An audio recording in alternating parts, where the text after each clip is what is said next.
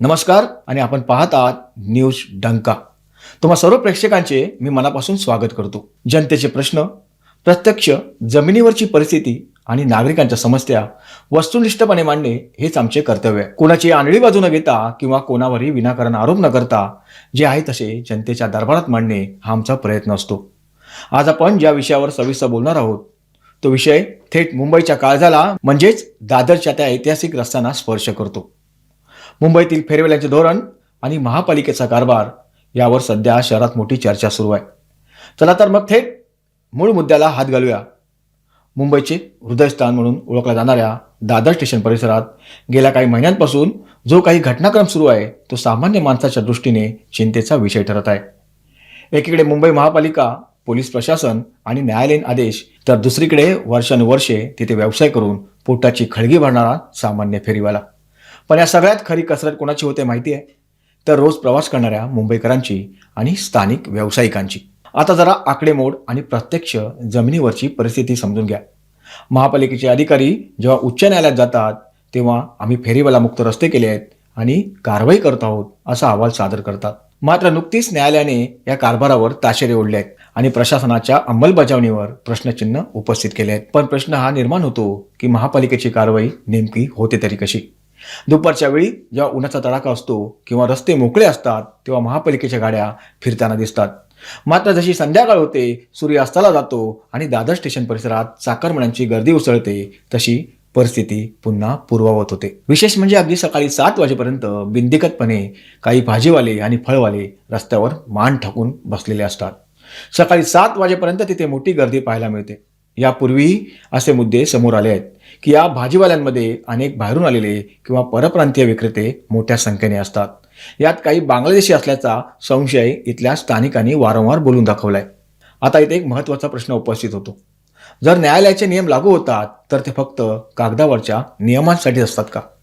सकाळी 7 वाजेपर्यंत रस्त्यावर धंदे लावून भाज्या पसरवून बसणाऱ्या धंदेवाल्यांवर कारवाई करताना प्रशासकीय पातळीवर दिरंगाई का होते?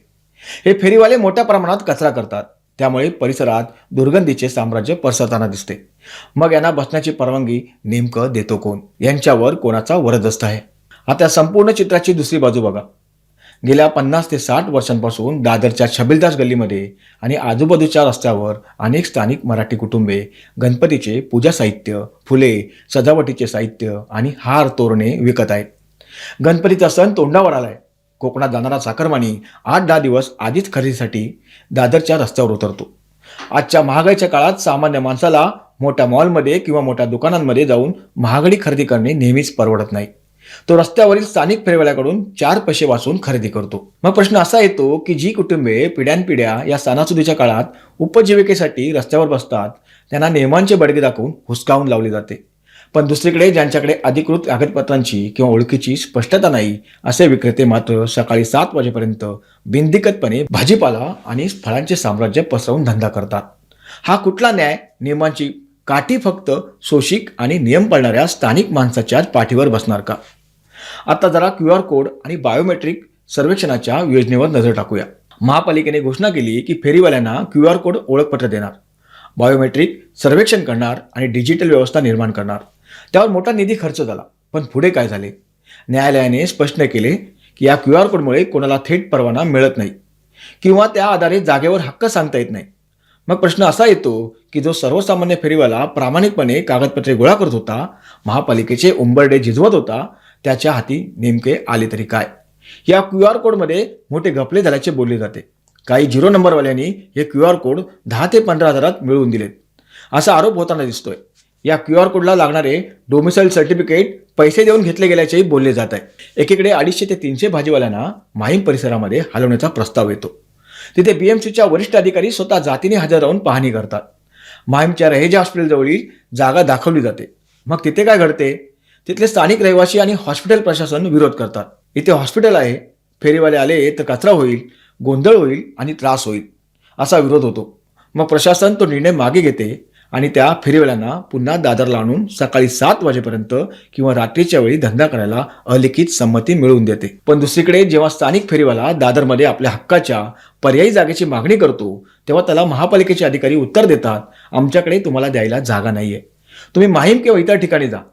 परप्रांतीय 0 नंबरवाल्या भाजीवाल्यांसाठी जे 2-2 टेम्पो टमाटे आणि फळे दररोज रस्त्यावर उतरवतात त्यांच्यासाठी प्रशासकीय सवलती असतात किंवा वेळ मिळतो, पण स्थानिक माणसाला सणासुदीच्या काळात 2 दिवस साहित्याची विक्री करायला परवानगी देताना नियमांची पुस्तके पुढे केली जातात. या संपूर्ण प्रकरणाचा आणखी एक गंभीर पैलू म्हणजे प्रशासकीय पारदर्शकतेचा अभाव आहे. अनियमितता आली, बनावट कागदपत्रे आणि प्रमाणपत्रे तयार केली गेली. जे काल परवा शहरात आले त्यांच्या हातात ओळखपत्रे आली आणि ज्यांच्या 3-3 पिढ्या दादरच्या मातीत खपल्या ते आज मात्र रस्त्यावर उघडे पडले आहेत. जेव्हा काही संशयास्पद व्यक्ती किंवा अनधिकृत मध्यस्थ महापालिकेच्या अधिकाऱ्यांच्या नावाने पैसे वसूल करतात, अशा लोकांवर पोलीस किंवा प्रशासन कडक कारवाई का करत नाही?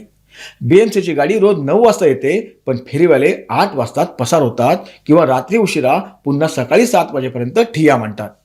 हा वेळ आणि महापालिकेच्या गाडीच्या वेळेचा ताळमेळ कसा बसतो? ही अंतर्गत मिलीभगत तर नाहीये ना? प्रशासनाच्या या डोळेझाक वृत्तीमुळे प्रामाणिक फेरीवाल्यांचा संसार मात्र अडचणीत येतोय.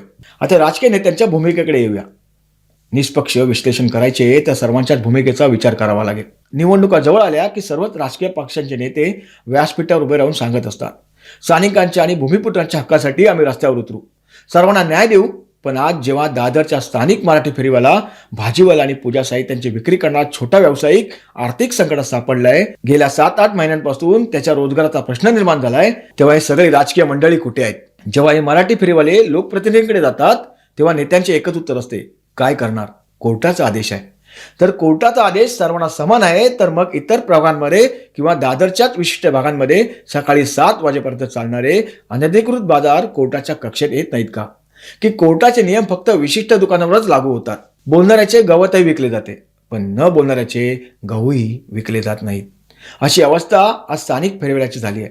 तो शांत आणि संयमी आहे म्हणून त्याच्या पोटावर पाय द्यायचा का?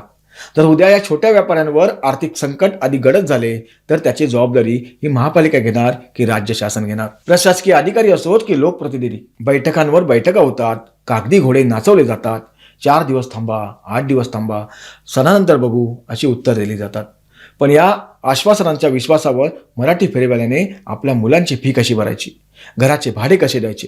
शेवटी या समस्येवर तोडगा काय? प्रशासनाने आणि शासनाने हे धोरण स्पष्ट केले पाहिजे.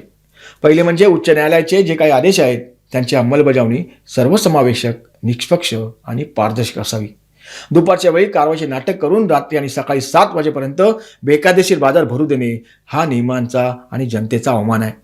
दुसरे म्हणजे इतर पुनर्वसन योजनांप्रमाणेच 30-40 वर्षे धंदा करणाऱ्या पात्र आणि अधिकृत फेरीवाल्यांना हक्काची योग्य हॉकिंग झोनची जागा निश्चित करून दिली पाहिजे. तिसरे आणि सर्वात महत्त्वाचे म्हणजे सणासुदीच्या काळात पारंपरिक वस्तू विकणाऱ्या स्थानिक विक्रेत्यांसाठी प्रशासनाने एक विशेष तात्पुरते धोरण आखावे, जेणेकरून सणांचा आनंदोत्सव साजरा करताना या छोट्या व्यावसायिकांच्या घरातही रोजगाराचा दिवा उजळू शकेल.